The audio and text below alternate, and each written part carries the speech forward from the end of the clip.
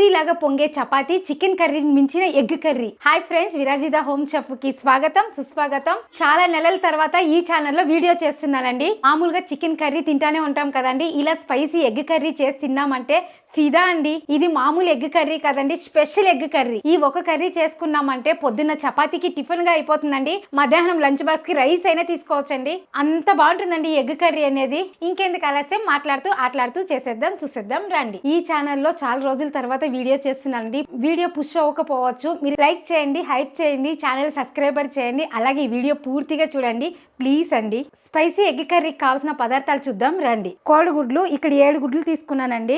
ఇక్కడ నేను కొంచెం చిన్న సైజు టమాటాలు తీసుకున్నానండి, కాబట్టి 8 తీసుకున్నాను. మీరు పెద్ద సైజు తీసుకున్నట్లయితే ఒక 5 తీసుకోండి సరిపోతుంది. అది కూడా ఇక్కడ నేను ఫారం టమాటా వేస్తున్నానండి.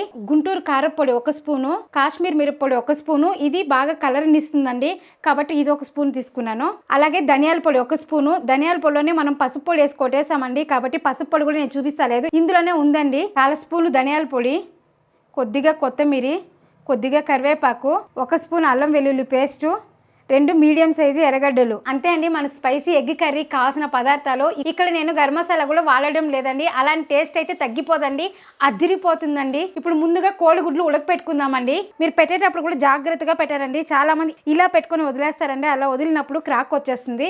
అప్పుడు మనకు ఉడకపెట్టేటప్పుడు అంతా లోపల ఉండే లిక్విడ్ అంతా బయట వచ్చేస్తుందండి, కాబట్టి పెట్టేటప్పుడు కూడా కొంచెం జాగ్రత్తగా పెట్టాలి. కోడిగుడ్లు కూడా పర్ఫెక్ట్గా ఉడికేదానికి ట్రిక్ అండి, కొద్దిగా రాళ్ళుప్పు, అలాగే ఒక చిటికెడు ఆయిల్ అండి, ఎక్కువ వేయొద్దండి. ఆయిల్ వేసేదాని వల్ల కోడిగుడ్డు పైన ఉండే బొప్పు అనేది ఈజీగా వచ్చేస్తుందండి. మీరు ఈసారి ఉడకపెట్టేటప్పుడు ఇలా ఆయిల్ వేసి ఫాలో చేయండి, చాలా ఈజీగా వచ్చేస్తుంది. ఇలా స్టవ్ ఆన్ చేసిన తర్వాత హై ఫ్లేమ్లో 5 నిమిషాలు అండి, లో ఫ్లేమ్లో 7 నిమిషాలు పెట్టుకుంటే ఎగ్ అనేది బాగా ఉడుకుతుంది. సిమ్లో పెట్టుకునే దాని వల్ల లోపల ఉండే ఎగ్ అంతా మంచిగా ఉడుకుతుందండి, కాబట్టి సిమ్ చేసేయండి. ఈ గుడ్లు ఉడికే లోపల మన చపాతీ పిండి కలుపుకుందామండి. చపాతీ పిండి కొంతసేపు నానినట్లయితే మన చపాతీలు కూడా పూరిలాగా ఉబ్బుతుందండి. ఈ గోధుమ పిండిలో కొద్దిగా సాల్ట్ అండి, ఇందులో ఎక్కువగా వేయలేదండి, సాల్ట్ లైట్ గా వేస్తున్నాను, ఎందుకంటే మనం కర్రీలో వేస్తాం కదండి సాల్ట్, కాబట్టి చూసి వేసుకోండి. ఎప్పుడు కానీ అండి దోసకైనా ఇడ్లీకైనా లైట్ గా వేసుకోండి సాల్ట్ అనేది. దేనికంటే మనం సాంబార్కి చట్నీకి అవి వేస్తూనే ఉంటాం కాబట్టి 2 ఈక్వల్ గా వేస్తే ఎక్కువ ఉప్పు అవుతుందండి. అలాగే బీపీ పేషెంట్లకి మంచిది కాదండి, కాబట్టి చూసి తక్కువ వేయండి. ఎవరికైనా కావాలంటే మళ్ళీ కొంచెం కర్రీలో వేసుకున్నా సరిపోతుందండి, కాబట్టి నేను ఎప్పుడు ఉప్పు కొంచెం తక్కువే వేస్తాను. ఇప్పుడు మీ ముందరే నేను చపాతీ పిండి కలుపుతున్నానండి. వేడి నీళ్ళు వేయలేదు, పెరుగు వేయలేదు, అలాగే పాలు కానీ వేయలేదండి, చన్నీళ్ళు పోసి కలుపుతున్నాను. చపాతీలు కూడా మీరే చూస్తారు కదండి, పూరిలాగా పొంగుతుంది. చాలా మంది అంటారండి మేము చేస్తే సాఫ్ట్గా ఉండదక్క, అలాగే పూరిలాగా పొంగదక్క, ఏమక్క దీనికి ట్రిక్ అంటారండి. మనం కలిపే విధానంలో ఉందండి. మీరు కలిపేటప్పుడు బాగా ప్రెస్ చేసి కలిపినట్లయితే కనీసం ఒక 10 నిమిషాలన్నా పిండి వేరే నానాలండి. ఈ 10 నిమిషాలు పిండి నానేదాని వల్ల చపాతీలు అనేది చాలా సాఫ్ట్గా ఉంటుంది. మధ్యాహ్నం మీరు లంచ్ బాక్స్ తీసుకువెళ్ళా కానీ తుంచుతానే తునుగుతుందండి, దీనికి నేను గ్యారంటీ. ఇలా ఒక కర్రీ చేసుకున్నా కానీ చపాతీ చేసుకొని వెళ్ళా కానీ ఈజీగా ఒక లంచ్ బాక్స్ అనేది అయిపోతుందండి. ఇప్పుడు నార్మల్ చన్నీళ్ళే పోసి కలుపుకుందాము. నీళ్ళు కూడా ఒకే పారి ఎక్కువ పోసేద్దండి, చూసి వేసుకోండి. మరీ మెత్తగా అయిపోతే కానీ బాగోదు. పూరీ కంటే కొంచెం మెత్తగా కలుపుకోవాలండి చపాతీకి, అప్పుడే బాగుంటుంది.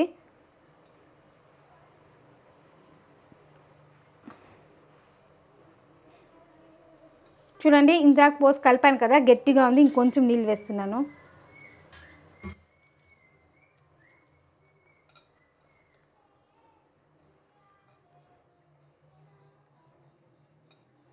మన చపాతీలు బాగా రావడానికి కలిపే విధానంలోనే ఉందండి.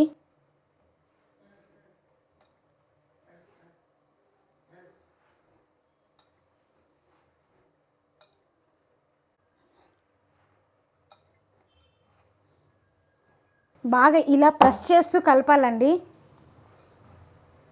ఇలా కొంచెం గట్టిగా కలుపుకున్న తర్వాత కొద్దిగా నూనె వేసుకోవాలండి. చూడండి ఇక్కడ 1 స్పూన్ ఆయిల్ వేస్తున్నాను. ఇప్పుడు ఆయిల్ అనేది మొత్తం కలిసేలా కలుపుకోవాలండి. నూనె కూడా నేను కొద్దిగానే వేసాను, ఎక్కువ వేయలేదు. చాలామంది డైట్లో ఉండే వాళ్ళు చపాతీ చేసుకుంటారు కదండి, అలాంటి వాళ్ళ కోసం నేను కొద్దిగా ఆయిల్ వేసి చూపిస్తున్నానండి. చూడండి ఇలా ప్రెస్ చేస్తూ కలపాలండి. మనం ఈ చేతి భాగంలో ఇలా ఒత్తినట్లయితే లోపల పిండి బయటకి, బయట పిండి లోపలికి పోతుంది. పిండి కూడా చాలా గట్టిగానే ఉందండి, కాకపోతే మనం కొంతసేపు అలానే వదిలేదాని వల్ల పిండి అనేది మెత్తగా పడుతుంది. ఈ ట్రిక్ గుర్తుపెట్టుకోండి. మన చపాతీ పిండి కలిపినాక చేతికి కూడా ఎక్కడ అంటుకోకూడదు, అలాగే బౌల్కి కూడా ఎక్కడ అంటుకోకూడదండి. అప్పుడే పర్ఫెక్ట్గా వచ్చినట్లు. చపాతీ పిండి కూడా ఎక్కువ మెత్తగా కలపలేదండి, నేను మీడియంగానే కలిపాను. పూరి కంటే ఇంకొంచెం మెత్తగానే కలిపాను. చూడండి ఇలా కలిపానండి. ఇది కొంచెం నానేదాని వల్ల ఇంకా సాఫ్ట్గా వస్తుందండి పిండి అనేది. ఇప్పుడు ప్లేట్ పెట్టేసి పక్కన పెట్టేస్తామండి. మన కర్రీ అయిపోయినాక చూద్దాము. చూడండి కోడిగుడ్లు కూడా ఉడికిపోయిందండి. ఇప్పుడు స్టవ్ ఆపేద్దాము. ఇప్పుడు మనము టమాటాలు ఎర్రగడ్డలు అన్నీ కట్ చేసుకుందామండి. తిరుగుబాత పెట్టేస్తాము. ఫస్ట్ ఈ నీళ్ళు వంచేసి దీంతో చన్నీళ్ళు పోసి పెట్టేసినామంటే బాగా చల్లారుతుందండి. అప్పుడు పైన బొప్పు అనేది బాగా వస్తుంది. ఇప్పుడు దీన్ని పక్కన పెట్టేస్తే చల్లారుతూ ఉంటుందండి. మిగిలిన ప్రాసెస్ చూద్దాం. ముందుగా అన్ని కడిగి కట్ చేసుకుందామండి. ఎర్రగడ్డ వచ్చి మనం కర్రీ కదండి, పొడి పొడిగా కట్ చేస్తున్నాను.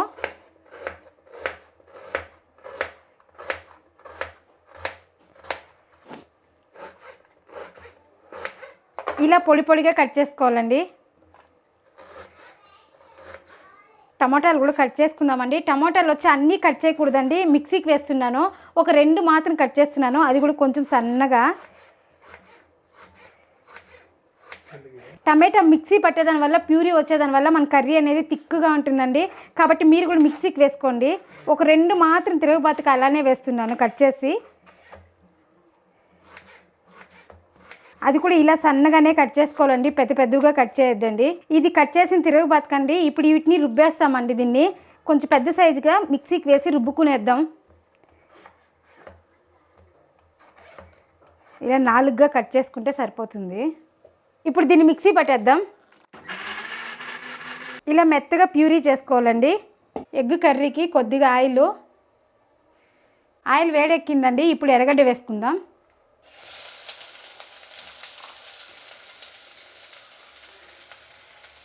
ఇప్పుడు ఎర్రగడ్డ అనేది బాగా వేగాలండి.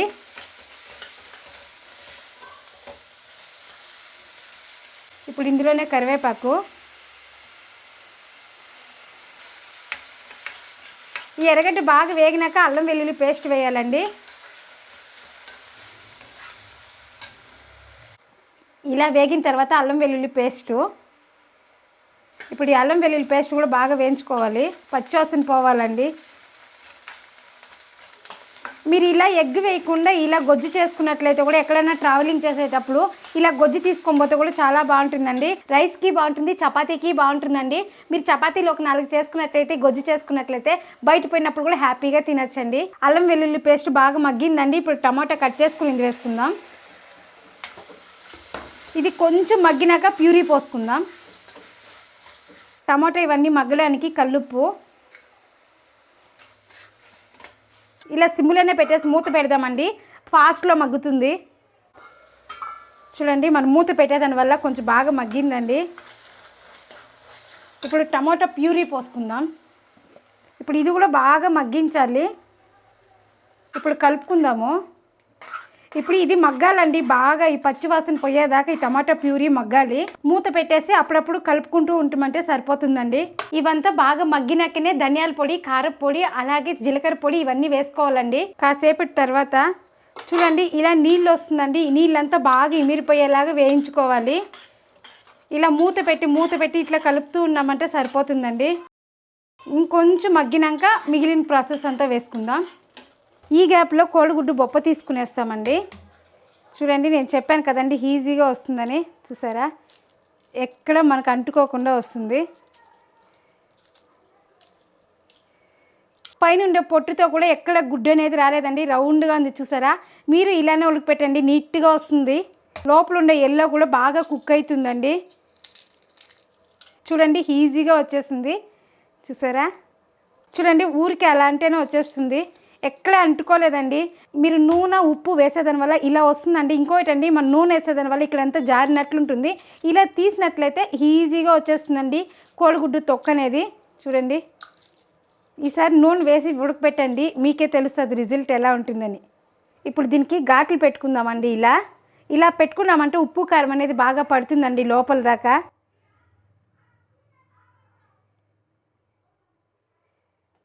చూడండి నీళ్ళంతా బాగా ఇమిరిపోయింది. అలాగే చూడండి అలిగంటలేదండి మన కడాయి అనేది.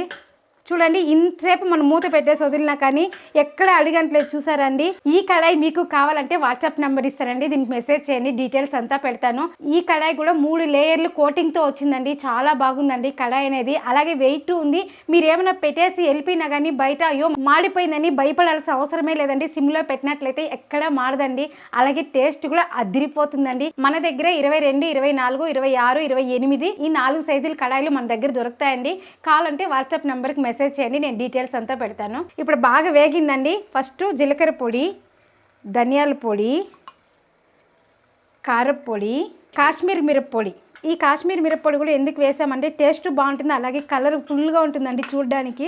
పిల్లలు కూడా ఇష్టంగా తింటారండి, కాబట్టి నేను ఈ కాశ్మీర్ మిరప్పొడి వేసాను.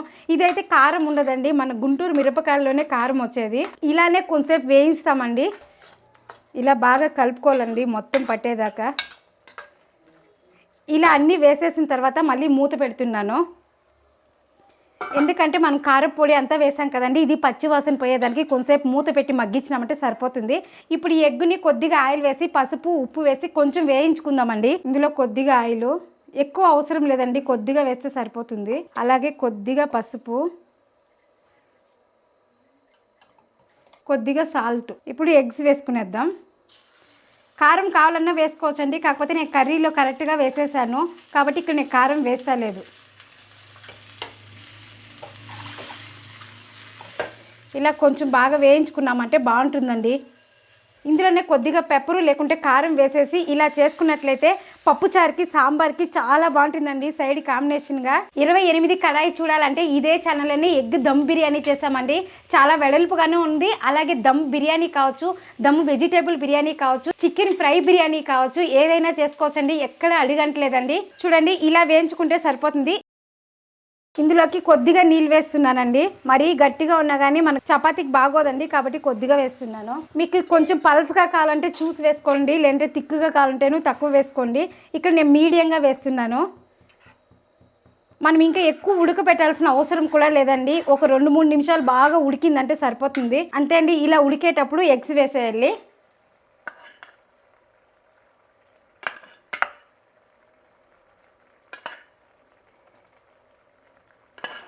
అంతే అండి, ఎగ్ కూడా వేసేసాము. ఎగ్ కర్రీ అయితే రెడీ అయిపోయిందండి. ఎగ్ వేసాం కదా, ఇలా ఒకసారి కలుపుకునేసి 1 నిమిషం పాటు మూత పెట్టాలండి. ఎందుకంటే ఉప్పు కారం అనేది లోపలికి పోవాలి కాబట్టి 1 నిమిషం పాటు పెట్టుకుంటే సరిపోతుందండి. చాలామంది చింతపండు పులుసు పోసి కానీ చేస్తారండి, అది నా స్టైల్లో చేసి చూపిస్తాను. అది రైస్కి అయితే అదిరిపోతుందండి. అంతే అండి, మన ఎగ్ కర్రీ రెడీ అయిపోయిందండి. ఒక్కసారి ఇలా కలుపుకునేద్దాం. ఇప్పుడు కొత్తిమీర వేసుకొని స్టవ్ ఆపేద్దాం. కస్తూరి మేతి కానీ వేసుకోవచ్చండి, కస్తూరి మేతి వేసుకుంటే కూడా టేస్ట్ బాగుంటుంది. కాకపోతే ఈరోజు నేను వేయలేదు, ఇలానే చేద్దామని చేస్తున్నాను. చూడండి చపాతీ పిండి కూడా బాగా మెత్తగా అయిందండి, చూసారా? ఇలా ఉండాలండి, అప్పుడే చపాతీలు అనేది బాగా వస్తుంది. ఇప్పుడు కలపాల్సిన అవసరం కూడా లేదండి, అలానే ఉండలు చేసుకోవచ్చు. మీకు ఏ సైజు చపాతీ కావాలో ఆ సైజు చూస్ చేసుకోండి. ఇక్కడైతే నేను మీడియం సైజ్ చేస్తున్నానండి. మీకు పిండి అనేది పర్ఫెక్ట్గా ఉందా లేదనేసి తెలవడానికి ఇలా పిండి మీరు నానబెట్టిన తర్వాత తీసుకుంటేనే స్మూత్గా ఉంటుందండి పిండి కూడా. అప్పుడే మనకి చపాతీలు కూడా మంచిగా వస్తుందండి.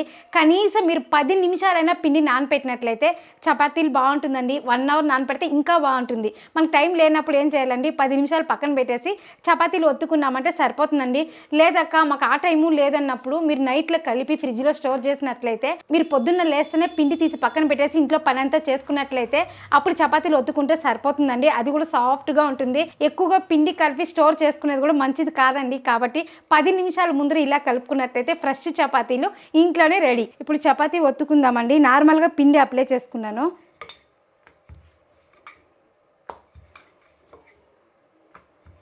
ఇప్పుడు ఆయిల్ వేసుకుందాం. ఆయిల్ కూడా ఎక్కువ వేయాల్సిన అవసరం లేదండి, కొద్దిగా వేసుకుంటే సరిపోతుంది. ఇలా అప్లై చేసుకున్న తర్వాత ఇలా మడుచుకోవాలి. అప్పుడు మన చేతికి ఆయిల్ ఉంటుంది కదండి, ఇలా అప్లై చేస్తే సరిపోతుంది. ఇప్పుడు దీన్ని మామూలు చపాతీలాగా ఒత్తుకుందాము. అప్పుడు చపాతీ అనేది పొరలు పొరలుగా లేయర్లుగా వస్తుందండి.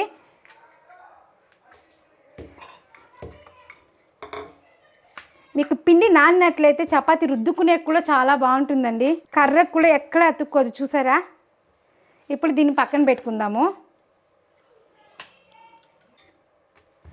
మరీ లావుగా కూడా ఉండదండి. ఈ చపాతీ పలసగానే వస్తుంది. ఎందుకంటే లావుగా ఉన్నట్లయితే బాగా కాలదండి, పిల్లలు తిన్నా కానీ కడుపు నొప్పి వస్తుంది. కాబట్టి ఒత్తేటప్పుడు పలసగానే ఒత్తుకోవాలి. సేమ్ ఆ చపాతీ లాగానే ఆయిల్ కొద్దిగా వేసుకొని, మీరు నెయ్యి వేసుకున్నా కానీ దీంతో బాగుంటుందండి.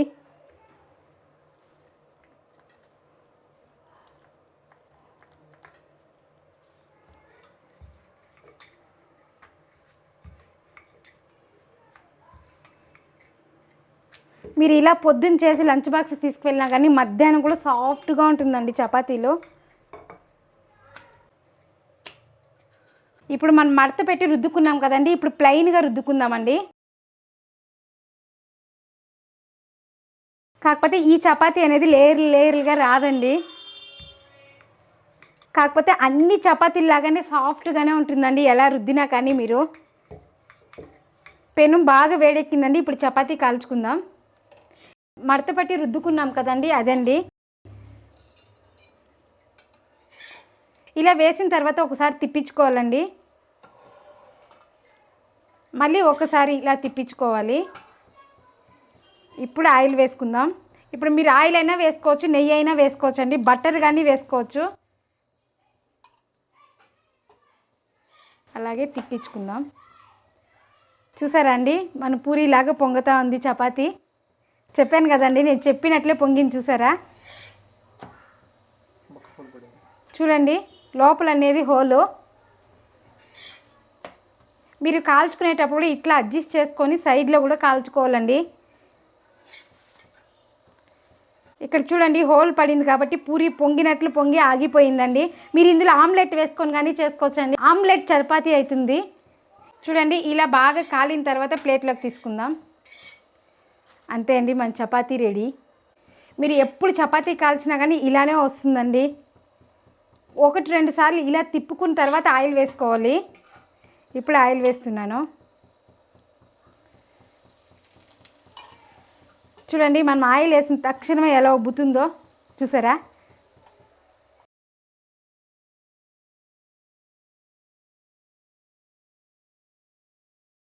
మనం మడత పెట్టినది కూడా బాగా కనిపిస్తాను చూసారా అండి. ఇలా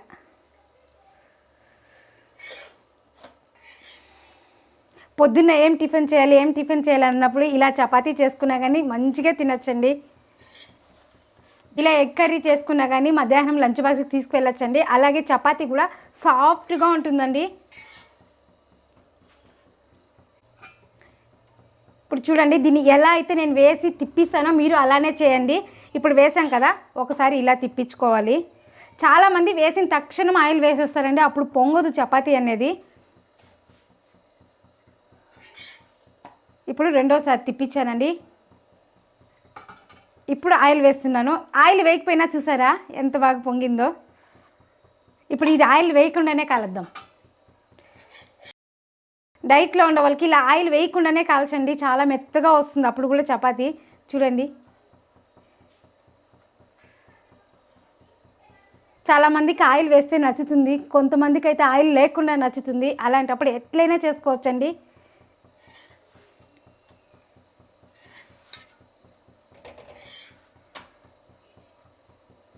అంతే అండి, మన చపాతీ కాలింది, తీసేద్దాం. ఇప్పుడు నార్మల్గా మడత పెట్టకుండా రుద్దుకున్నాం కదండి, దీన్ని వేద్దాము. ఇదైతే పూరీలాగా పొంగదు కానీ కాకపోతే మెత్తగా సాఫ్ట్గా ఉంటుందండి.